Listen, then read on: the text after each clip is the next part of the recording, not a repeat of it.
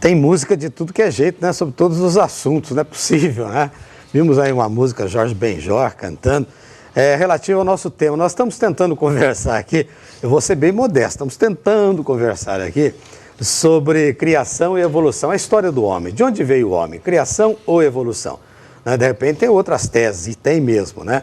Mas nós estamos falando dessas duas, você já sabe por quê.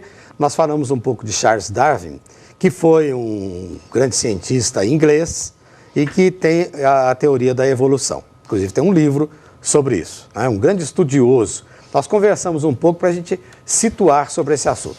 Mas deixe-me dizer a você que você pode participar pelo e-mail etc@tvaparecida.com.br sobre esse tema, o homem, criação ou evolução. E participando você concorre a livros. Veja que livros que nós vamos dar para vocês hoje, para os participantes. Olha lá, Fé, Razão, a História da Terra. Quem que trouxe esse livro? Eu. Você? Então depois. Evolução, um livro, texto crítico. É de vocês, Mário? Não? Não. Nem Naor? Não. Não, Naor? Você também? Meu próximo lá. É outro? Então fala o nome do próximo, Naor, outro. Uma breve história da Terra. Uma breve história da Terra. Por que breve? Não deu para fazer mais longa? Olha, o livro é breve, o texto, e eu creio que a história é bem mais curta. É seu livro? É meu livro. Uma breve história da Terra. Como é que começa a história? Bem, nós estamos falando sobre vulcanismo, que eu disse, que é essa rocha vulcânica. Nós tivemos aqui na região sul do Brasil um grande fenômeno vulcânico ocorrendo aqui. Falamos em impactos meteoríticos. Falamos em tectônica de placas. Né? Meu o Pangeia separando. Vai ser duro ler esse livro aí. E os meteoritos caindo, está tudo relacionado. Você que já assistiu, quem sabe, o filme Impacto Profundo, viu as consequências do impacto meteorítico caindo na Terra. Então, se formos ver a coluna geológica, você vai encontrar estruturas de impacto em praticamente todo o Fanerozoico, rochas que contêm fósseis.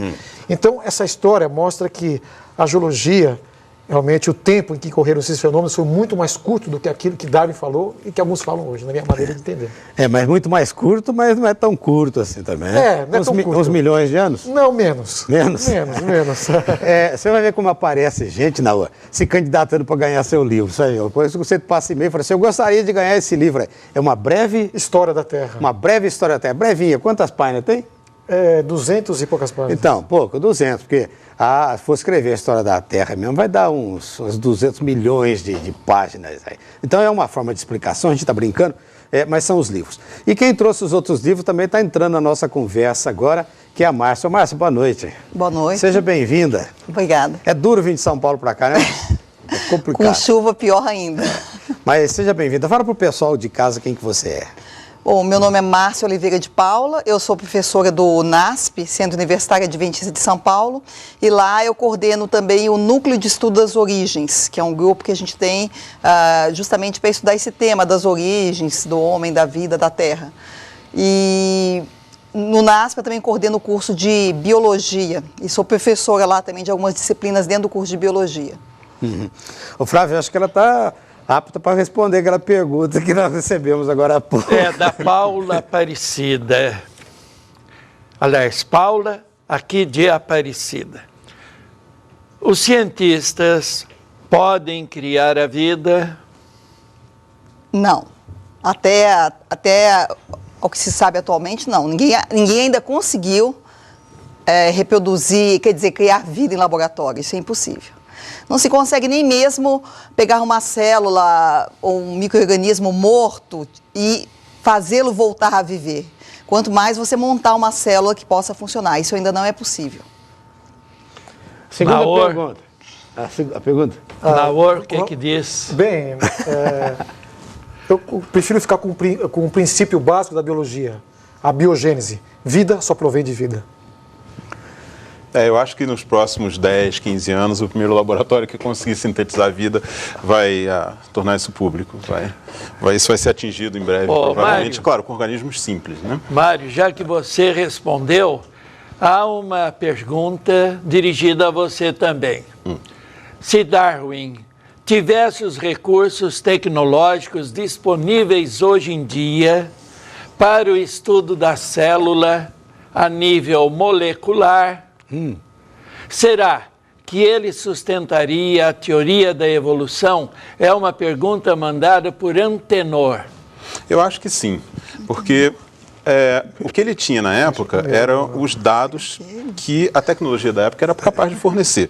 Ele tinha os dados sobre variação geográfica de animais e plantas, os dados de distribuição geográfica, os dados de variação, os dados de seleção artificial, todas essas que a história natural da época tinha.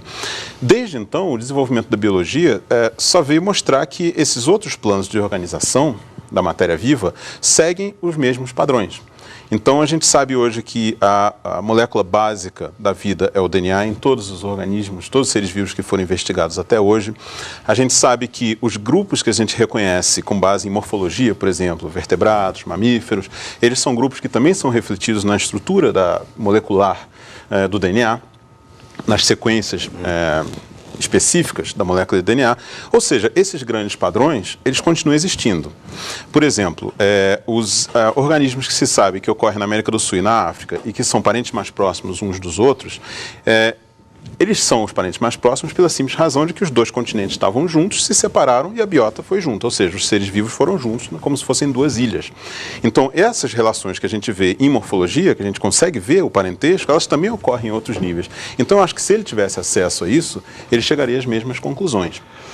Mas se ele tivesse o conhecimento atual da complexidade das células, seria tão fácil para ele fazer a proposta? Essa é uma pergunta especulativa, né? Será que ele teria... Eu acho que o problema atualmente é tanto dado que as pessoas têm dificuldade em dominar tudo, né?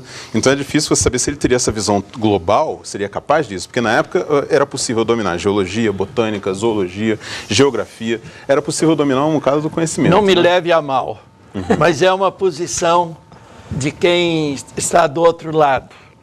Você falou na estrutura do DNA. É a estrutura básica de toda a comunicação de vida do conhecimento. Por quê? Não era possível um outro tipo de organização?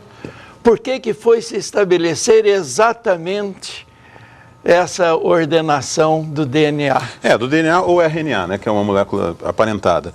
Provavelmente por razões históricas, porque a primeira molécula autorreplicante, ela pode ter sido RNA, o DNA pode ter sido proteína também, sendo que o RNA e o DNA vieram depois, ela foi herdada por todos os seres vivos. É a principal linha de evidência, porque o que a evolução diz basicamente? É que os seres vivos hoje podem ser muito diferentes, mas se você for voltando no passado, eles vão se tornando gradualmente mais semelhantes. Eles vão ficando cada vez mais parecidos. E é a reunião de todas essas linhas de evidência, ou seja, da distribuição dos organismos, da escala geológica, do desenvolvimento, ou seja, do ovo ao adulto, é que a gente vê todas essas linhas independentes que levam a conclusão de que a melhor explicação para todos esses dados é de que os seres vivos compartilham uma história comum. Existe uma história. Assim como tudo no mundo tem uma história, os seres vivos também têm. A partir de um acaso. A partir de um acaso, como assim? Agora já está indo para frente. Ele chama de histórico 1. Vamos chegar no histórico 1. Porque você disse provavelmente... Quer dizer, se fosse numa outra situação, se houvesse outros compostos químicos... Eu acredito que poderia ter uma base molecular diferente. Eu não vejo por que teria que ser esta. A gente pode encontrar várias coisas que concordam, fazem com que ela seja adequada, né? Mas a gente está vendo tudo em retrospectiva. Eu acho que é possível imaginar, é uma pena que a biologia seja tão restrita ao nosso planeta, né? Se a gente pudesse comparar em mais planetas que tivessem vida, a gente chegaria a conclusões bem mais gerais. Mas como isso é tudo que a gente tem, e a gente sabe que os seres vivos têm tantas coisas que são historicamente contingenciais, ou seja, dependendo das condições naquele momento específico, a molécula de DNA deve ser parecida, é o mesmo tipo de explicação. Bom, vamos caminhar. A gente tem medo, sabe, Márcio, de a conversa ficar num certo nível, que o pessoal lá de casa fala assim, não estou entendendo nada, eu vou embora, vou ver outra coisa, sabe? Então a gente quer chegar mais para o chão, para ver se as pessoas mais simples, não é mais simples, o chamado leigo no assunto, como nós somos, Flávio e eu somos leigos nesse assunto. A gente não tem o hábito de leitura, né? Até porque não é nem do meu gosto esse tipo de leitura, eu prefiro ler outras coisas, né? Minha formação é outra, em questão de comunicação, e a pessoa tem dificuldade de entender. Em que há a diferença nisso que ele está falando, que Mário fala? Né? Ele fala que, se eu entendi, que tem eu gostei do histórico 1, né? O histórico 1 você está falando que é o ponto de partida, é isso? Sim. Eu não sei se eu entendi o que você quer dizer. Histórico 1. É um ponto de partida, é isso? Sim, o histórico 1. Você falou história, eu estou usando a palavra que você usou. Fator histórico. O fator histórico é foram importante. Se somando, foram se diversificando. Isso. Parte de uma unidade. Os seres vivos são diversos porque ficaram diversos com o tempo. Vocês pensam assim? Bem, eu creio que apenas afirmações vazias, sem evidências. Onde estão as evidências de que tudo isso ocorreu? Esse é o problema. Eu creio que o registro fóssil não é o suficiente para realmente chegarmos a essas conclusões. Eu creio que essa diversificação se imagina que tem ocorrido. E o campo da imaginação não pode ser traduzido por teoria científica. Então, quer dizer que não há como determinar cientificamente. Essas mudanças, essas variações, as mudanças que nós conhecemos hoje, elas realmente não chegariam a esse nível. As mudanças que nós conhecemos hoje, ao nível de microevolução, ao nível realmente de mutações, etc., elas não são capazes de gerar informação genética nova, que por sua vez geraria novos órgãos, novos sistemas para esse processo ocorrer, como a evolução disso que ocorreu. Então, existem problemas no campo da paleontologia, no campo da biologia, para realmente contar essa história que a evolução costuma contar. Márcia, você disse que estudou a origem do homem. Na sua apresentação, você fala disso, né? Da questão da origem do homem, da história do homem. Não. Falou isso? Não. Parece que eu percebia isso. Não. Não? Núcleo de estudo das origens. Né? Das origens. Não especificamente do homem. Não do origens homem. De forma geral, né? Envolvendo também a origem do homem. Pois é, mas aí que eu queria chegar. Cientificamente, quais seriam os antepassados do homem? Dá para dizer? Bom, eu queria só voltar um pouquinho na pergunta que foi feita anteriormente sobre se é possível criar vida em laboratório. Eu tenho um amigo meu que falou uma coisa interessante. Ele falou, olha, mesmo que alguns cientistas conseguissem criar vida em laboratório, e eu particularmente duvido que isso possa acontecer, isso só provaria que a vida foi produto de planejamento inteligente, ou seja, ela foi planejada e designada pelo homem, pelos cientistas que a criaram. Daí para você extrapolar que essa vida poderia ter surgido no passado, num ambiente inóspito, numa terra prebiótica, há 4,5 bilhões de anos atrás, realmente aí você teria que especular se isso poderia ter acontecido. Em relação ao homem, eu estou curioso com a questão do homem, em relação ao homem. Sim, em relação ao homem, bom, a teoria da evolução diz que existem vários fósseis que são encontrados nas camadas geológicas que são considerados ancestrais do ser humano. Para os criacionistas, o homem foi criado mais ou menos do jeito que ele é hoje. Ele não teria passado por esse processo de evolução desde, como falava a música, australopitecos e outras espécies até chegar ao homem. Tá bem. Flávio, alguém mais colocar na roda? Sim. José Miranda de Campos do Jordão.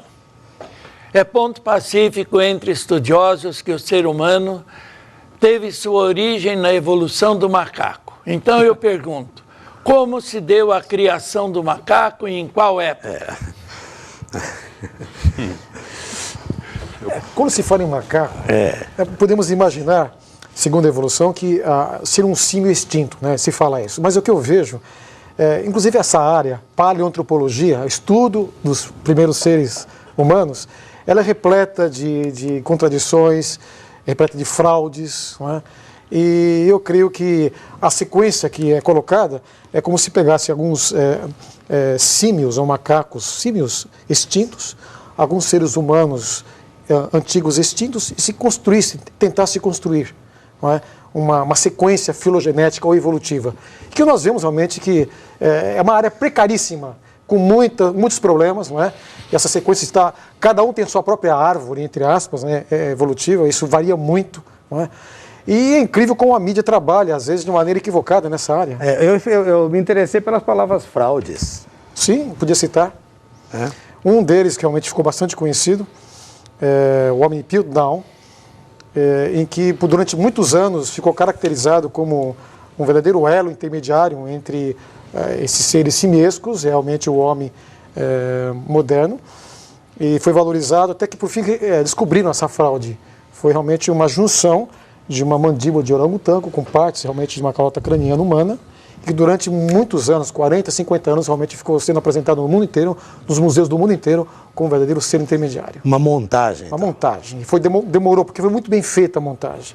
os dentes foram serrilhados, não é? E uma pintura para dar a aparência de um osso fossilizado. Foi uma coisa muito bem trabalhada. Mas não é a única, não. Existem outros problemas nessa área.